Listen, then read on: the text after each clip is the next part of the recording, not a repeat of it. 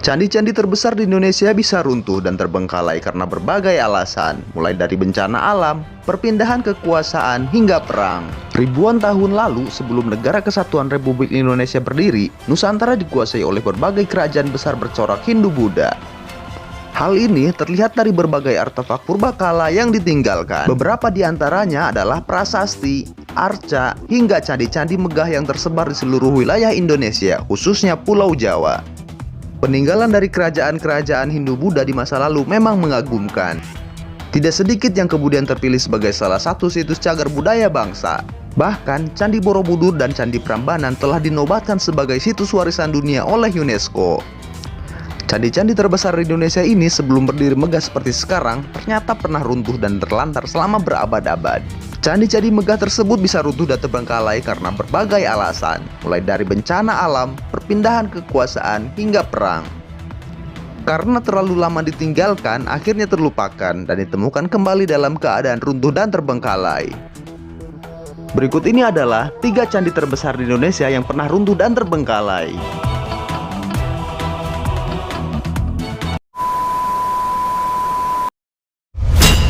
Candi Borobudur. Candi Borobudur dibangun pada pemerintahan Samaratungga dari dinasti Sailendra di Kerajaan Mataram kuno pada sekitar tahun 800 Masehi. Dahulu, Candi Borobudur digunakan sebagai tempat peribadatan nasional oleh umat Buddha dari seluruh negeri. Candi ini sangat megah. Pembangunannya memakan waktu hingga ratusan tahun, diperkirakan dari tahun 750 Masehi sampai 850 Masehi. Dahulu candi ini pernah terlantar. Alasan penelantaran Candi Borobudur tidak diketahui secara pasti. Namun banyak ahli menduga penyebabnya adalah pemindahan kekuasaan oleh Mpu Sindok dari Medang ke wilayah Jawa Timur pada tahun 928 sampai 1006 Masehi. Mpu Sindok memindahkan ibu kota Mataram kuno karena saat itu Gunung Merapi sering mengalami erupsi sehingga mengancam keselamatan. Berabad-abad lamanya setelah ditinggalkan, Candi Borobudur terkubur di bawah lapisan tanah dan debu vulkanik yang kemudian ditumbuhi semak dan pohon. Benar-benar mirip dengan bukit. Baru pada tahun 1814 Masehi, Sir Thomas Stamford Raffles, Gubernur Jenderal Inggris untuk Nusantara, menemukan kembali dan melakukan rekonstruksi atasnya.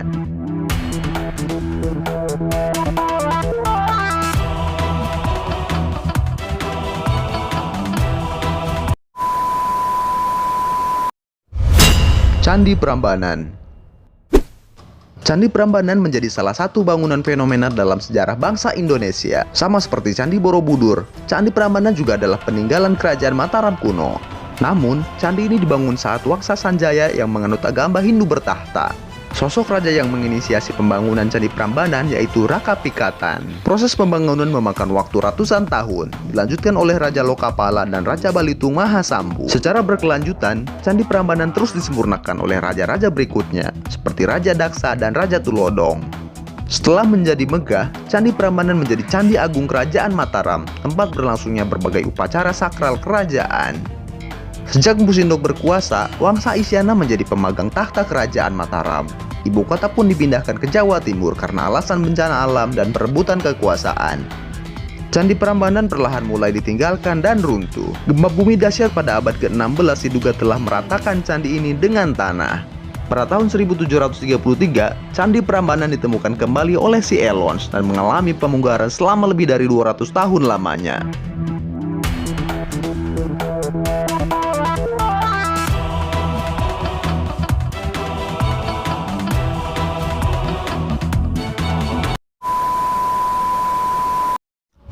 Kompleks Candi Arjuna Dieng. Kompleks Candi Arjuna terletak di dataran tinggi Dieng, menjadi salah satu candi tertinggi di Indonesia yang dibangun di atas ketinggian 2000 mdpl. Konon, candi ini dibangun pada abad ke-8 dan ke-9 dan dianggap sebagai candi tertua di Jawa. Tidak jelas terkait kapan dan apa alasan kompleks candi ini dibangun karena tidak adanya bukti tertulis.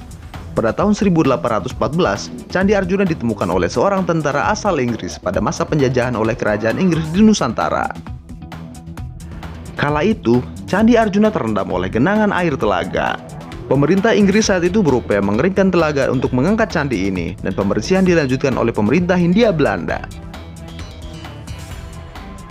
Saat ini, Kompleks Candi Arjuna menjadi lokasi dilaksanakannya Festival Budaya Tahunan Masyarakat Dieng yang dikenal dengan Dieng Cultural Festival. Puncak acaranya adalah pemotongan dan jamasan rambut gimbal anak-anak dari dataran tinggi Dieng.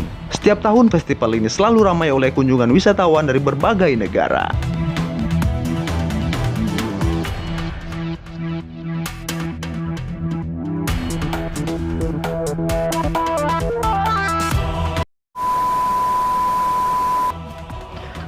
Nah guys, itulah dia 3 candi terbesar di Indonesia yang pernah runtuh dan terbengkalai. Semoga video ini bisa bermanfaat dan menambah wawasan kita semua.